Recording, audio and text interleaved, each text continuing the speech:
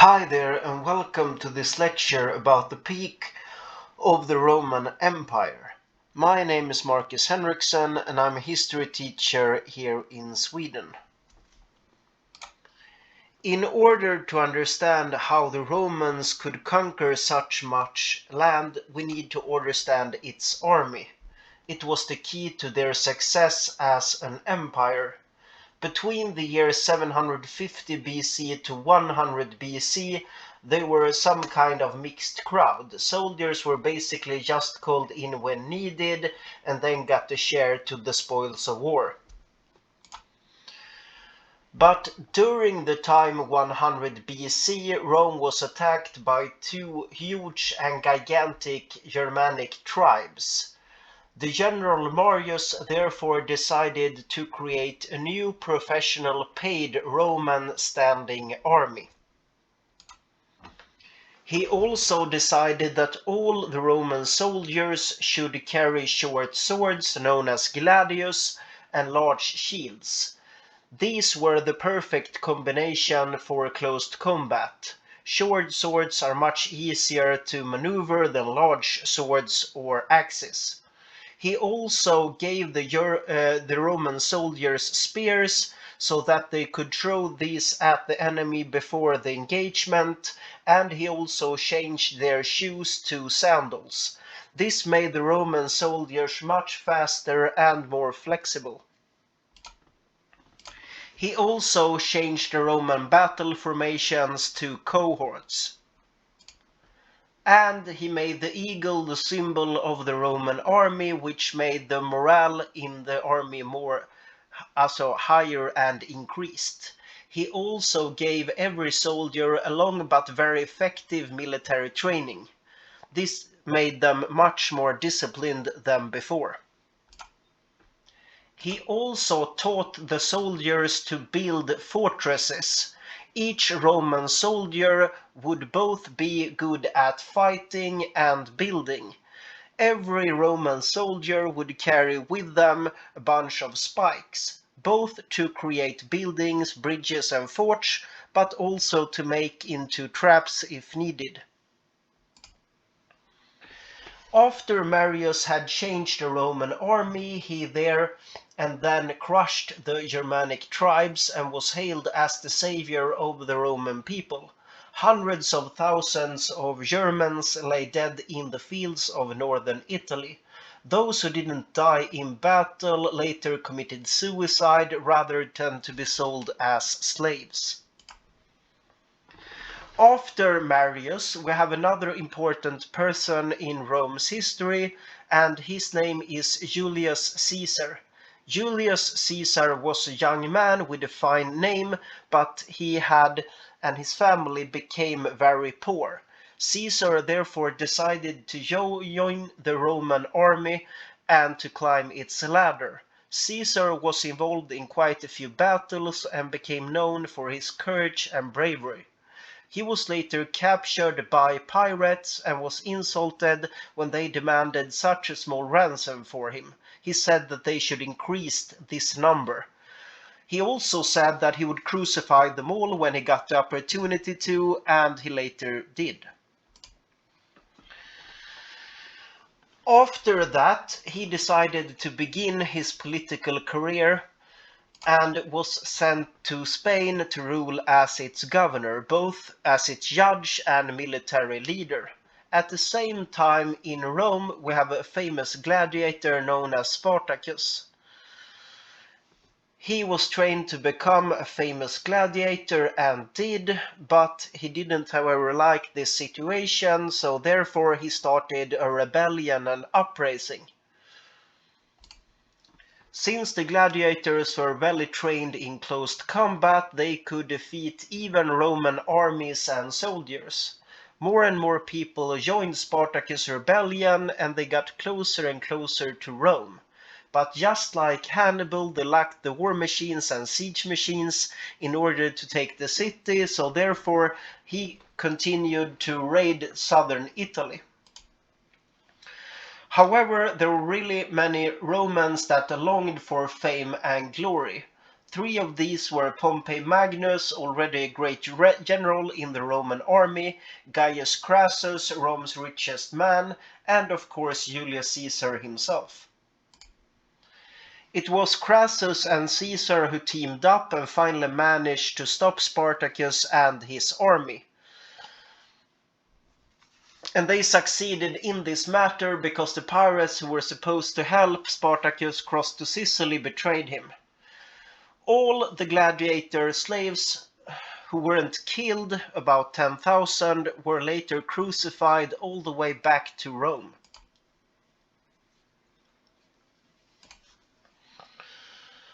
But all of them wanted to rule, Pompey Magnus, Julius Caesar and Crassus.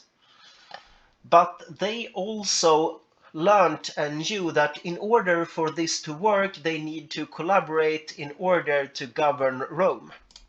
So therefore they started to team up, and this arrangement is usually known and called the triumvirate. Together they got Julius Caesar elected as a consul, which was the highest office in the Roman Empire. Caesar was then forced to resign as a consul because in order to get as much done as possible, he used very brutal methods, including threats, violence and murder. So he got more and more enemies in the Roman Senate. In order to protect Caesar, who had in fact helped Crassus and Pompey Magnus, he gained control of some provinces near the border of Gaul, present-day France. This gave Julius Caesar political immunity. But Caesar had a plan why he picked and chose Gaul. He therefore got control over a small military force, and he used this military force in order to conquer Gaul. And he was some kind of military genius, so he teamed up with some Gaul tribes in order to defeat other tribes, but later all the other tribes would join against Julius Caesar and his Roman army, and there we can see the Battle of Alesia in 52 BC. It was around 50,000 Roman soldiers against 250,000 Gauls. But Julius Caesar created a bunch of fortresses and made it basically impossible for the Gauls to enter without huge casualties. So Julius Caesar won this battle. After that, Julius Caesar acquired a huge number of slaves, according to some historians as many as over 1 million. Therefore, Julius Caesar became very rich, and he gave a lot of this money to the Roman people. This was, however, seen as a great threat by those who ruled in Rome, including Pompey Magnus, his former ally and friend. And therefore, they tried to remove Julius Caesar from power. He was then accused of illegal warfare, corruption and theft. Caesar, however, didn't listen. Instead, he tried to conquer Britain, but failed. But, however, it made him very popular with the Roman people. And since his money was reigning over them, he was the most popular politician and military leader in Rome during this time. Crassus saw how very well it went for Julius Caesar, and therefore he tried as well. So he got an army and tried to invade Parthia. However, he was captured because he wasn't some kind of military genius like Julius Caesar, and they poured gold down his throat. This has inspired some scenes in Game of Thrones, like you can see in the picture here. Crassus died, obviously. To top it all off, Julius Caesar's daughter Julia, who had been married to Pompey Magnus, died in childbirth. So the bonds between Julius Caesar and Pompey Magnus were now broken entirely. So they threatened Caesar with legal actions, but Caesar took his army and crossed the Rubicon River in 49 BC, and when he did so, the die was cast. Basically, he knew that if he crossed this river, he would be seen as an enemy of the Roman Senate and state, and they would try to kill him. But he didn't care, he wanted to conquer. So, although Caesar had fewer troops and soldiers than Pompey Magnus still chose to flee Rome, because he knew how great a general Caesar was. Caesar was then able to take control of Rome, and then tried to catch Pompey Magnus before he had fled Italy, but it was too late. He had fled with his armies to Greece. He there gathered a bunch of armies and soldiers from the Roman Empire, such as Greece, Turkey, and so on. And despite the fact that Julius Caesar was really outnumbered, he repeatedly defeated Pompey Magnus, and Pompey Magnus therefore fled to Egypt.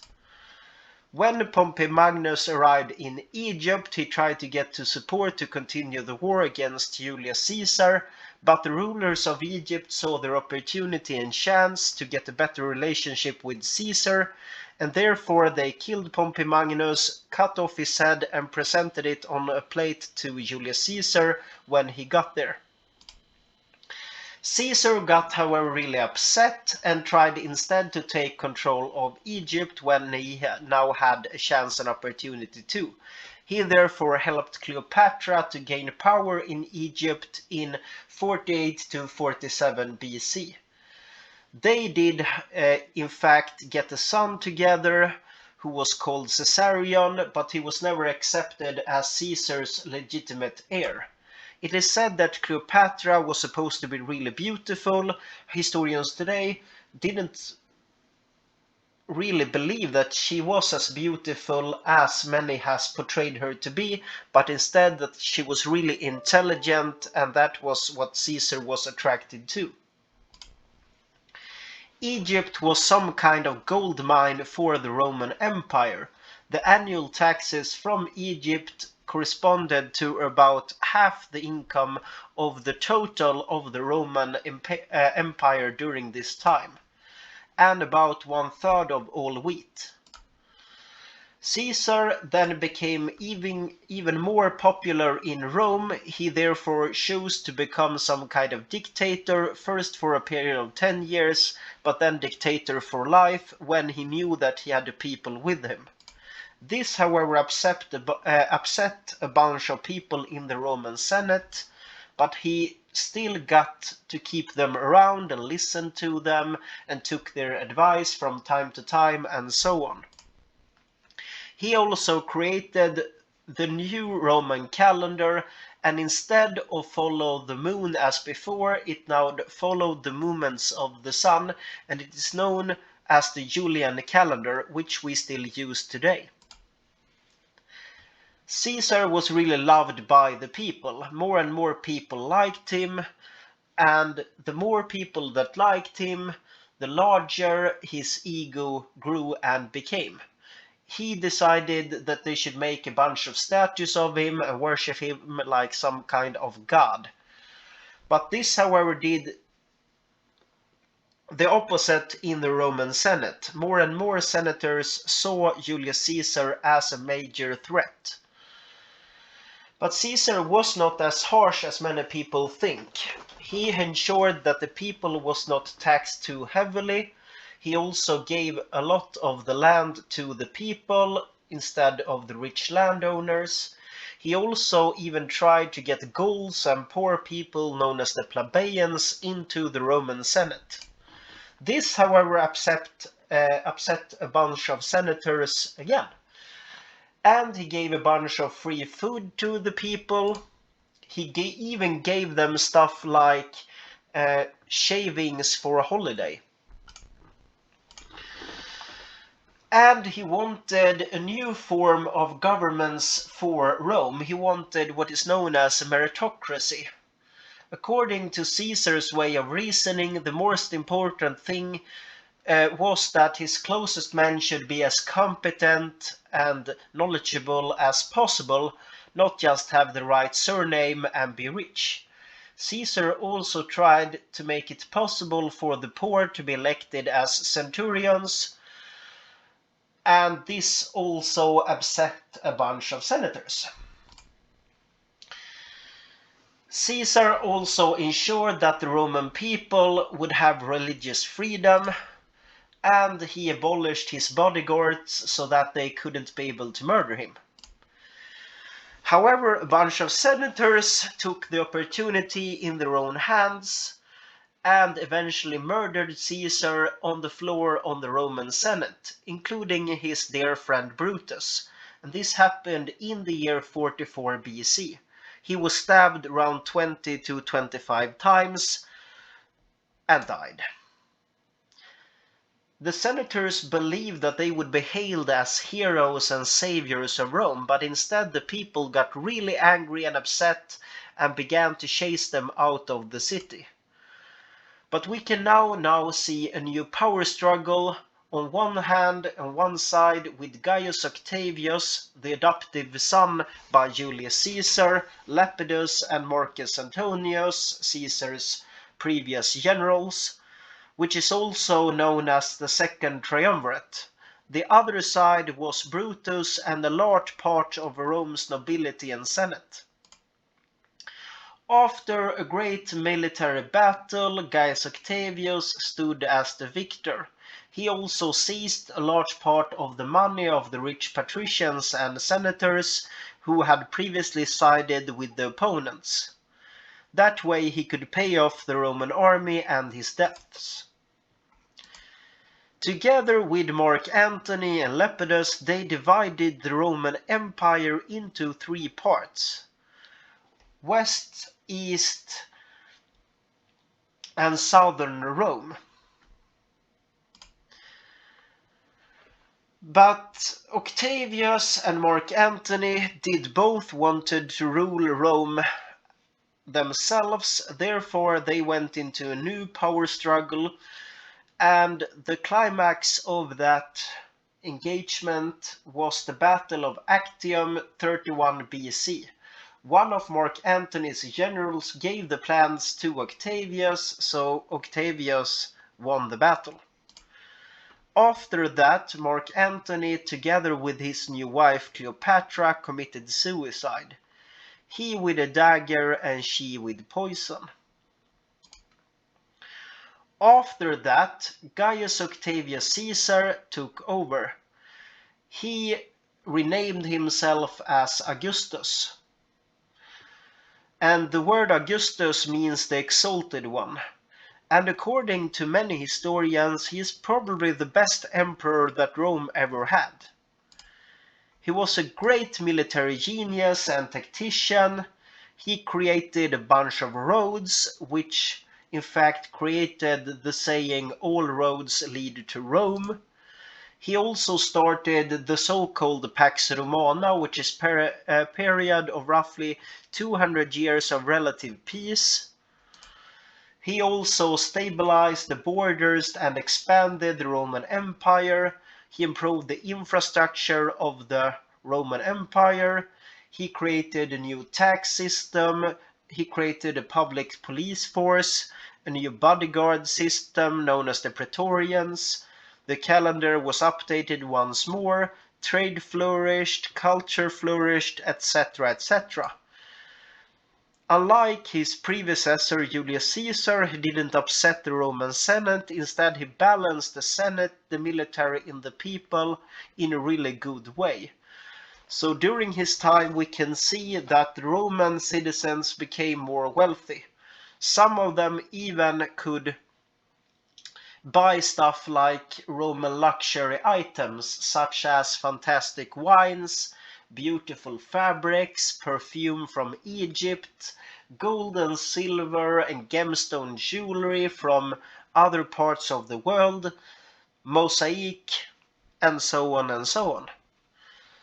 But during his rule, we can also see that the difference between the poor plebeians and the rich in Rome, the patricians, was enormous. The rich could build huge palaces, have large sex orgies, buy exclusive and expensive wines, and so on. But Augustus created so much during his reign. He made large new construction projects, mostly in Rome, such as temples. So Rome, during his reign, became the world's largest city with over 1 million inhabitants. And yeah, it was crowded, they had a huge crime rate, but there were plenty of toilets, bathhouses, baths, temples, marketplaces, and so on. So the Senate made Augustus sole consul of the Roman Empire.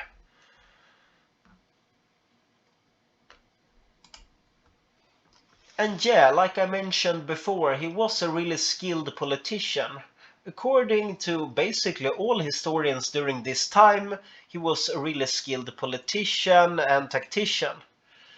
He could somehow balance the people's will, the senator's will, and the military so that they all were on his side. And he therefore never appointed himself dictator as Julius Caesar had previously done, but it was he who had all the power, so he is some kind of an emperor, but he didn't need to tell everybody that he was. And according to some historians, he also saved Rome from its moral decay. Infidelity and murder were common before his reign. He therefore introduced really harsh laws against infidelity, for example. However, he had to pay a really high price for this. One of his own daughters, Julia, had been unfaithful with another man, and he therefore banished her to a lonely island. But he was really loved by the Roman people. On February the 5th, 2 AD, he got the title Father of the Roman Empire. And some years later, 14 AD, he died. But he's one of the few emperors who wasn't murdered. He died by natural causes. The sources I have used for this lecture and video are A World History, A New Perspective by Clyde Ponting, A History of World Societies by John P. McKay, Etruscan Civilization, A Cultural History, The World's History, History by Elisabeth Ivansson, Robert Sandberg and Mattias Tordai, All Time History Maxi by Hans Almgren, Börje Bellström and Arne Lövgren, Rome Engineering and Empire, Rome the World's First Superpower, Rome Season 1 and 2, History Buffs, Rome Season 1, Rome-Chinese Relations and Contacts, Did Rome Meet China, The Riddle of Pompeii, Roman Empire, Rome's army during the crisis of the 3rd century, Cleopatra biography, The Animated History of Italy Part 1, Alicia 52 BC, Julius Caesar's Gallic Wars, Julius Caesar, a Roman Colossus, The Battle of Rasputina, for example, Caesar's Civil War Part 2, Battle of Dyrrhachium, Why Was Egypt Crucial to the Roman Empire, Battle of Thapsus, The Roman Imperial Cavalry, Armies and Tactics documentary, Mark Antony, Lover of Cleopatra, Rival for an Empire, Battle of Munda, Roman Armies and Tactics, Early Roman Armies, Spartacus, the slave who made Rome tremble, Spartacus Rebellion, Roman Empire, and so on and so on. History of Rome's ancient slums, Who was really Julius Caesar, Did Cleopatra really murder her sister, The Ancient Tribes of Europe, the rebel against Rome, How Rome conquered Greece, The economy of ancient Rome, Deadly moments in history, Avenging Crassus, Epic moments in history, The 9 lives of Julius Caesar, Beware the Ides of March, the assassination of Julius Caesar, For the glory of Rome, the true cost of Roman wealth, Octavian and Antony, the monsters post-Caesar civil wars, the Battle of Actium, the assassination of Julius Caesar, why and how Rome conquered the Asian Celts, Octavian in crisis, what made the ancient Roman Empire so successful, how the Roman rulers became god emperors, empire of psychopaths, who led the Romans to be quite so brutal, the rise and fall of the Roman Empire, and so on and so on. If you have any questions, feel free to leave them in the comment section below. Otherwise, I wish you a good day. Bye.